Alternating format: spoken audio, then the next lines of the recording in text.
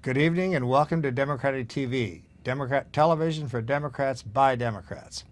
We come to you from the studios of Knoxville's own community TV studios, and with me this evening are Vivian Shipe, an advocate in the Community for Behavioral Health Urgent Care Center, which we'll learn about tonight, and Randy Nichols, a special counsel for Sheriff Jones on mental health issues, and a former district attorney for Knox County. As you know, the Knoxville City Council and the Knox County Commission each voted in recent sessions to approve and support an institution that will be called the Behavioral Health Urgent Care Center. Tonight we want to share with you some information from those most involved in the process that led to the development of the BHUCC, and from them we can learn about what the BHUCC is and how it affects and benefits all who live in Knox County.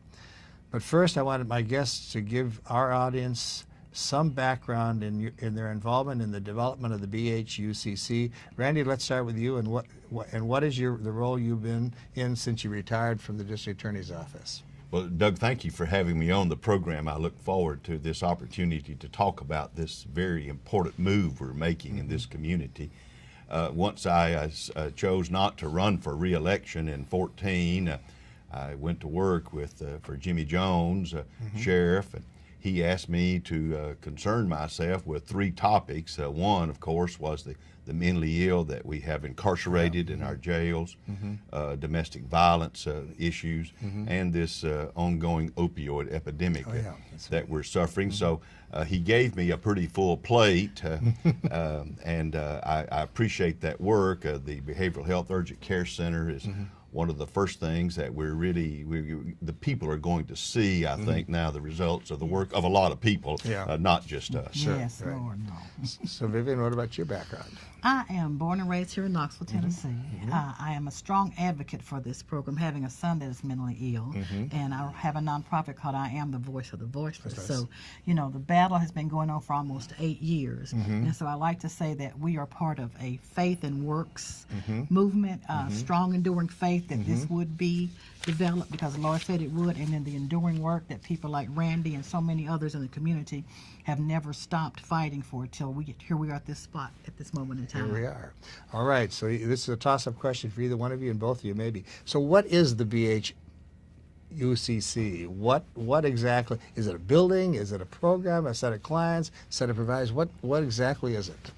Well, it's a 16-bed, what we're designing, and we're calling the BHUCC. It's a 16-bed mental health diversion facility where people that are obviously in crisis, that the police can recognize are in crisis, a number of the people we know already, we've touched before, and we know they suffer. And rather than taking those people to the jail, we'll now take them to this center and turn them over to the mental health professionals for up to a 3-day stabilization period. I won't go all the way into it right now, but the goal is to get people stabilized, hopefully reconnect with family, loved ones, get you back on your medicine, and hopefully then get you back out into the community where you can function. That's our goal. Okay, right. And rather than just toss them in a cell with a bunch of other guys where they don't get the services or any kind of things they need to get through that episode. Well, and we have Helen Ross McNabb, of course. We have a number of their workers in our jail, so we're staffed, but we're not trained to deal, and oftentimes the incarceration exacerbates the difficulties they're suffering. So we really found we work against ourselves. Sure, exactly. Well, Vivian, I suppose Randy's speaking essentially from the county needs, although he certainly speaks with the sense of caring about them. From your standpoint, what is it going to do? It stops that revolving door. Okay. Because you have those people that mental illness is a disease where you don't know that you're ill, and then you have those that have never been stabilized or those that went off their medicine. And so you have a revolving door of into jail, fines, back on the street, and this will stop it. This will get a chance to reconnect with care that they had. Those that have never had the care get an opportunity to be helped.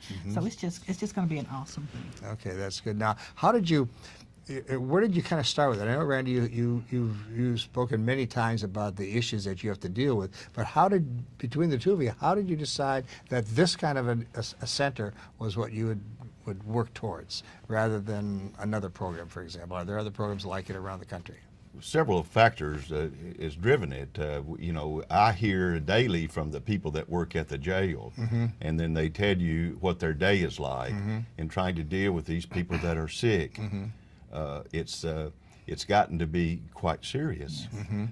We had 1,254 citizens locked up today at my 8 o'clock count. I had to leave before the 5 o'clock count, but it's always a little over 1,200 now. And the people that work there will tell you that we've got maybe up to 400 citizens that are locked up as we speak that are suffering. They cry out, they won't eat, they're afraid, they're very difficult to manage. Sure, of course. They don't obey instructions very well. And so we just build and build.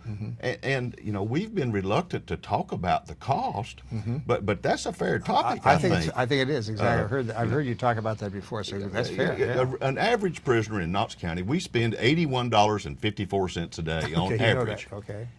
Those that suffer on average is an additional $151 a day for medications. So $230 a day right off the bat. Right off the bat. And you're not getting any better. Right, that's the point. It's just 3 or 4 days and out the door. Yes. Yeah. And the average length of stay in Knox County now on those that suffer is gone from 18 to almost 25 days now on average length. That's before conviction. Right. And so you can see very quickly, Doug, you know, the amount of money the taxpayers are spending. Most people don't mind to spend it for safety, but they want some value back. And we're beginning to see there's very little value in just warehousing, nothing else happening, yet spend $3-4 million a year. Gotcha. Now, this what I'm interpreting Randy to say is that these are people who are suffering, who are they're not somebody we want to convict. They're somebody we want to help. Right, because and you got them in a situation where some of them being exposed to criminal elements that they've never, ever been exposed to. You're looking at your children, you're looking at veterans, especially your veterans that come back home. They've gone over here and they've seen things that they fought to keep us from seeing. Sure. And then they need an opportunity to have that help. Right. So how will you determine who goes to this facility? The police, those people, and of course now we're presently in our training, the CIT training, Crisis Intervention Team. Memphis, Tennessee, of all places, is the leader in the nation. No kidding. And developed the CIT. I'm told that roughly 300 uniformed officers in Knoxville, that's the KPD and the sheriff, we've got about 300 presently trained. The goal, of course, is to train everyone. Sure. And then once they recognize, and they'll know, as Ms. Vivian said, they've probably seen you before. And they know that you're suffering. And so we... you know, in fact, one of the biggest the supporters of the whole project are the police. Yeah, of course. Now, one of the people who are going to be confronted or who are going to be involved inside this center are probably people who we might call chronically homeless. And not always, but often. Right, and then they have another term which I don't like, which is, I don't like frequent flyer, but what it is someone who's, because they haven't had the help. They're in and out, in and out. Right, and like you said, the officers do recognize them, and the officers don't want to take them to jail. Because they already know they're not going to get the help that they need. So that gives you confidence that the officers on the street can make the decision, this guy belongs here, this one belongs there. And as a mother of a child like that, I want to know that that when that officer sees my child, if he's phasing, as an officer calls it, that he's going to be able to recognize it and take him for the help he needs, and not to somewhere where he's going to be further harmed. Right. My guess is that there are a finite number of people who are in that situation, and that's why the police officers know them, because they see them. It's not a changing population. It's not a bunch of vagrants. It's people who are in Knoxville troubled. Look, these are family. These are people who have lost their jobs. These are soldiers. These are children. You know, people. Life happens to people. Yes, I know that. Yeah. That's who you're going to help. And once you get the center open, you're going to reduce that number of those that are frequently in there. Correct. And then those that are not being helped, they move up. Yeah. You help people one soul at a time. So and the process is that they will be identified by the police officer. They'll be found on the street for some reason, whatever that is. The police officer who finds them, who has called for them, will then figure out, because he's experienced or she's experienced with these people probably before, knows where they should go. Right. They will be in that center for a number of days, and the idea is to stabilize them at that point and then move them into a program that can move them further along. Is that correct? Yes, Helen sir. Ross McNabb. Yeah. Right. Helen Ross McNabb will do all the work. They're the ones that got to be the only people that bid on it. Quite frankly, Right, the only people that would have the capacity to do this work here locally. A 3-day stay, up to 3 days for the stabilization. Then hopefully move you on to a more, get you in touch with the caseworker. Yes. The big problem we've got, I mean, I keep telling everybody, some aren't listening, is we're still short on permanent supportive housing. Yeah. Yes. Oh, yes, I know that. I know that. And you got to have it to have maximum opportunity, Right. and we're struggling with that. Yeah. Now, there's steps That's where underway. the community comes in, because once the officer has brought them there, Right. they've been stabilized, and you're going Right. back to their family if they need further hospitalization. Right. Then you're looking at needing the permanent supporting housing. You're needing people for jobs. Okay. You're needing case managers. It's got to be a community Right. effort to restore those people. It's like Resurrection Week right now. So we're going to resurrect and restore these people's lives, but the community has to become involved and Right. to reach out and help.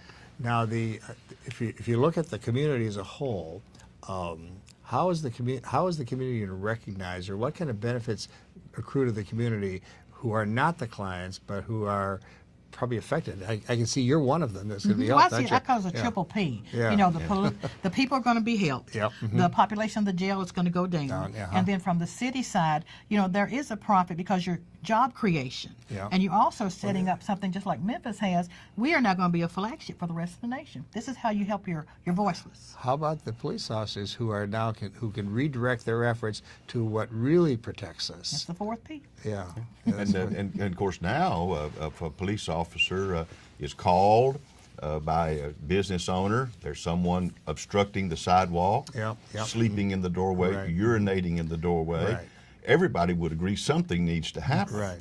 And rather, though, than taking an hour or an hour and a half to get that citizen to Maloneyville Road and booked and back on patrol, we think now the police officer is going to be off of his service duties for about 20 minutes. That's a Right, big okay, thing. right. It's a lot simpler, it will be a lot simpler process to bring him to the center and have him processed in there. Now, how many did you say will be in the center at any one time? 16. 16 is maximum okay. right now. And that's for 3 or 4 days till Up to 3. up to 3 days, and the goal is to then move them into another program. But it's the first. Some of them, it'll be the first time they've been in touch with someone who Isn't that wants to awesome? help them. Is that right? Or don't know in how? our literature, when we see some other places, Yeah. there's a good percentage that can be reacclimated with family. See, that's the perfect goal right Sure, there. exactly. Yeah. So we think there's a number of good things that can Yes, happen. Absolutely. Now, you talked about the opioid epidemic. Yes, sir. Does that touch in this as well? Absolutely. It does. Okay, so this is part of the manifestation of that issue. Well, our first goal, of course, is to those citizens that we know suffer from mental illness. Yeah. Now, that's first.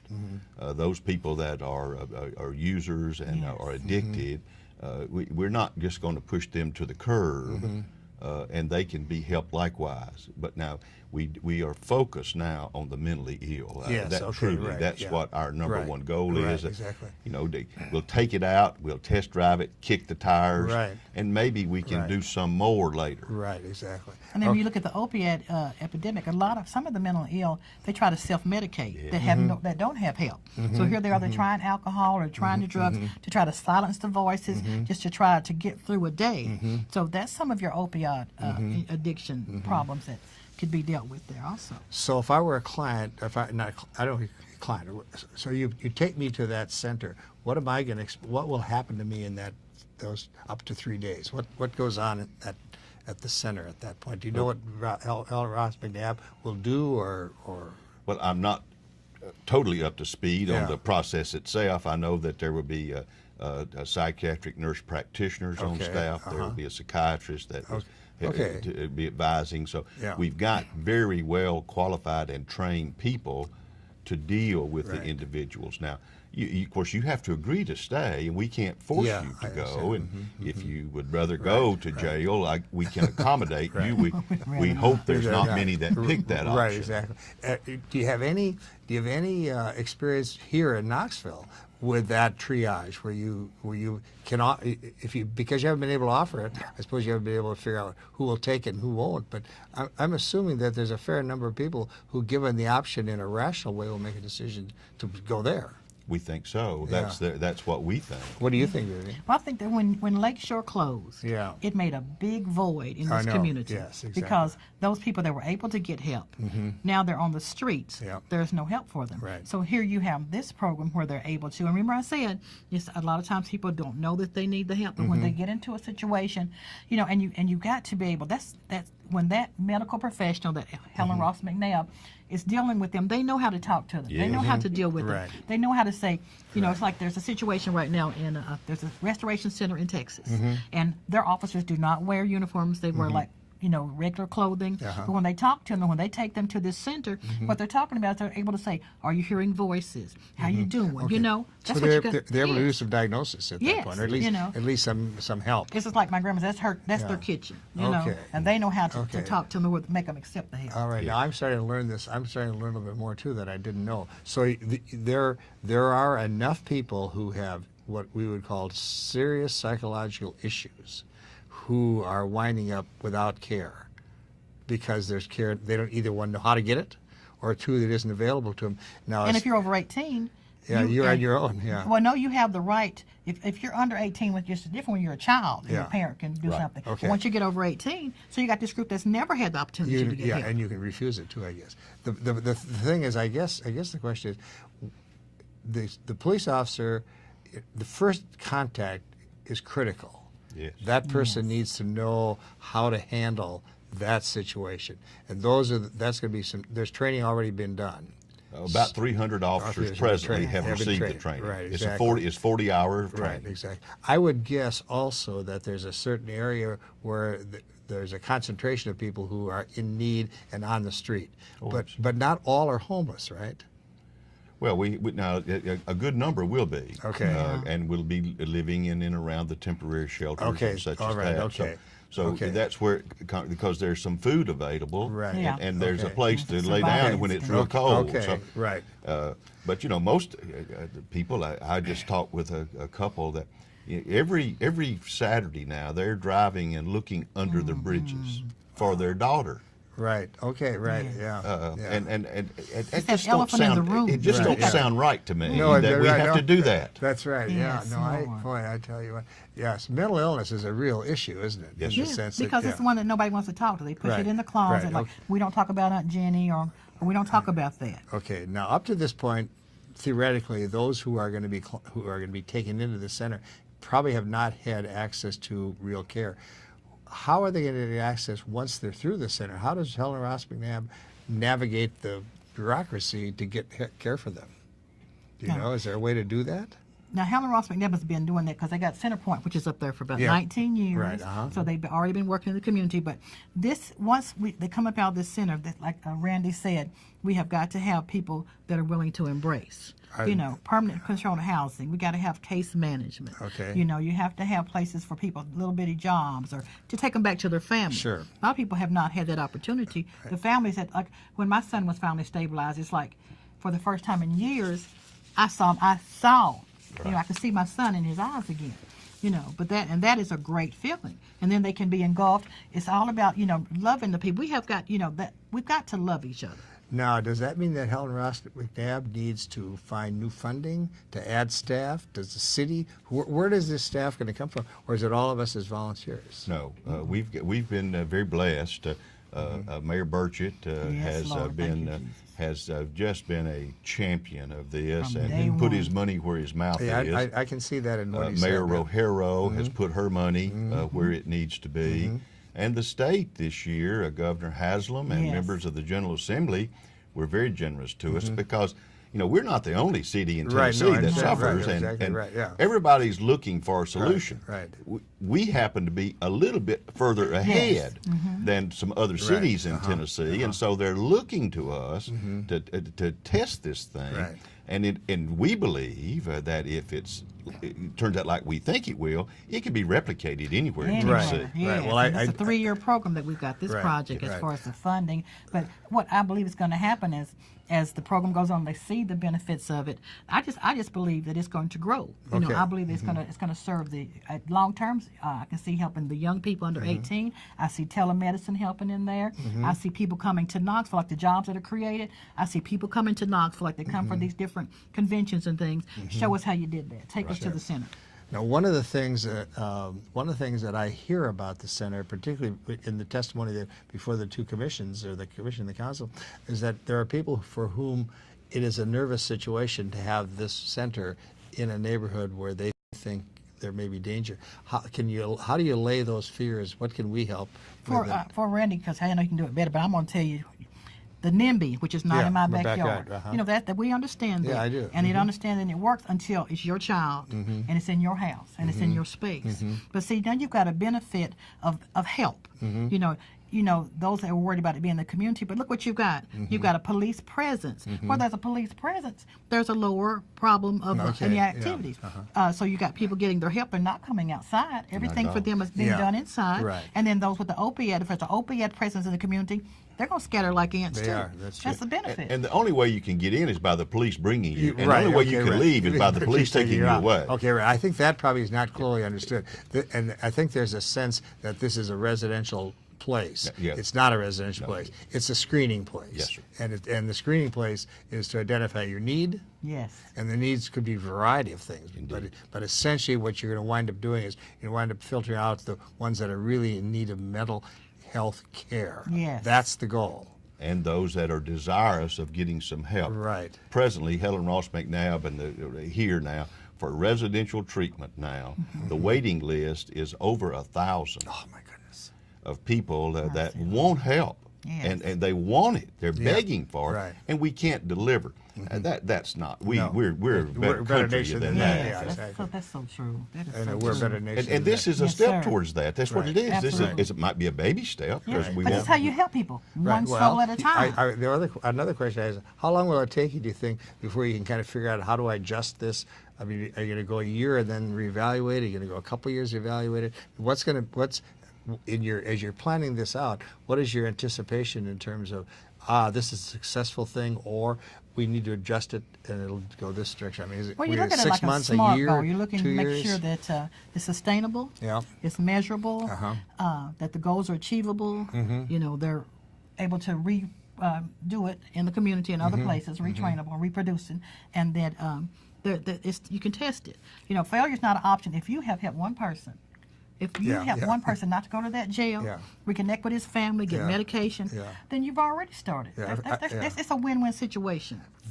The staff at the center is going to be really critical, isn't it? Indeed. Yeah, I mean, they are going to need to know pretty quickly what they need to do, and they need to be able to convince the client who's there that this is a program that they should take the next step. Exactly. Right? And it's in a setting that does not involve slamming steel doors. Yeah. Right. Yeah. Oh, no, I understand. And we think that will be critical. Yeah. And of course, we about everybody I've ever talked to anyway, they trust Helen Ross McNabb. Yes. They are a proven facility, exactly right. proven successful. Exactly right. We don't think we could get any better. I don't think so. Yeah, I think for such a time as this, so you've got officers that are trained. They bring them right into a place that has been doing it for years and years and years, and they know what they're doing. Right. So what I'm hearing you say essentially is that those who live physically around the center will not even really notice this. Well, like Vivian has said, the center point has been there for a a little long over time. 19 years. Right, exactly right. Now with a number of beds there. Right, yeah.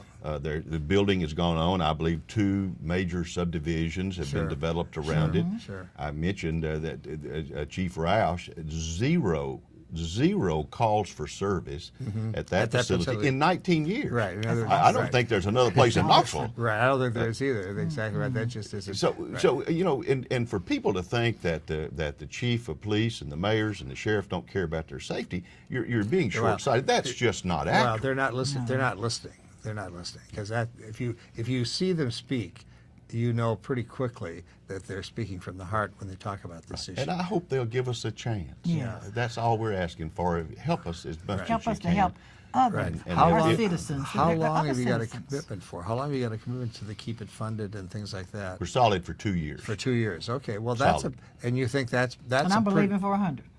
Okay, right. Okay, right. But I mean, the point is that you've got enough stability so that you can kind of get your feet on the ground before you have to make any future decisions. I believe that after a year review, we are going to have a pretty good idea of this, what needs to be tweaked, what needs to be stopped, what needs to be added. I think we'll have a pretty good idea of that.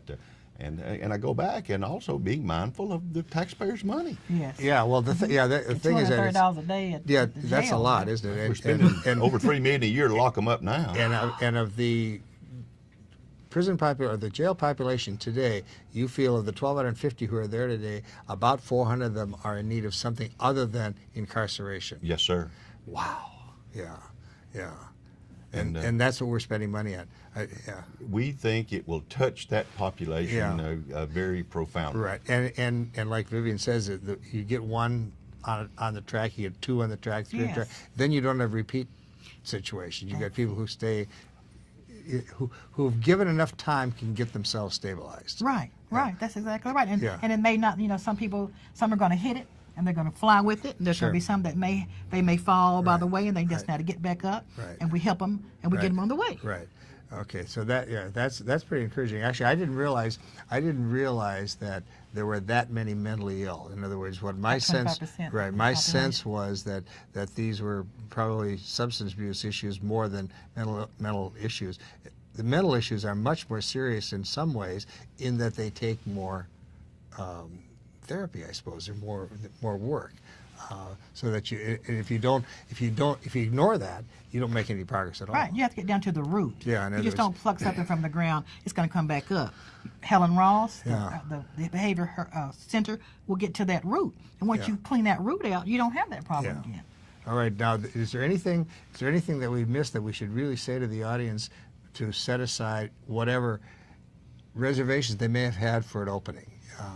Our plea is to please give us a chance. Okay. If we're all wrong, we're all wrong. Right. I do not think so. Right. I've convinced myself anyway. Otherwise, I really think it makes this community stand out one more time for Knoxville to distinguish itself, this county, and the people that I've said 100 times. There are more caring people in this county than any place I've ever been. Yeah, well, and therefore, here's a chance for them to kind of say that. Besides the taxpayer savings, the fact that the streets will get a certain amount of, I don't know if the word to say is right is cleanup, but it will change the streets, because there will be people who need care who will be getting it in the appropriate place instead of looking for it on the street.